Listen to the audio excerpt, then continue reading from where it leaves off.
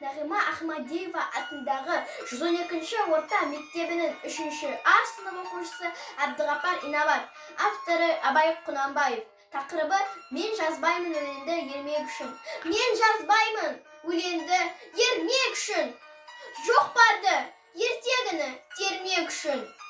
Көкірегі сезімді, тілі орамды, жаздым үлгі жастарға бермек үшін. Бұл сөзді тасы ұрықпас талап тұғар, көңілімнің көз ашық сергек үшін.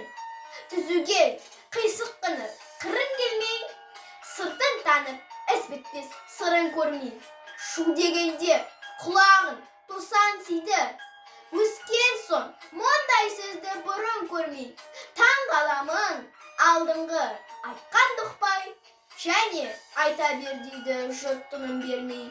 Сөз айттым әзірет әлі айдаһарсыз, мында жоқ алтын иек саралағыз. Кәрілікті жаманда өлім тілеп, болсын деген жерім жоқ жігіт арсыз.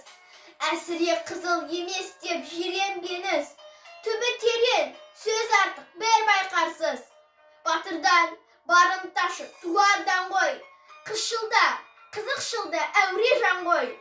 Арсыз, малсыз, ақылсыз, шаруасыз, елірмелі, маскүнем байқалған ғой. 5-6 мыйсыз бәңгі күлсе мәз боп, қинамай қызыл тілді кел тілдал қой. Өлеңі бар өнерлінім сізге, жалынамын мұндай сөз айтпа бізге. Өзге түгіл өзіне пайдасы жоқ, есіл өнер қор болып кетер дүзге. Сән қой, дан қой, ойнашы керім кербес, қанша қызық болады өзіңізге.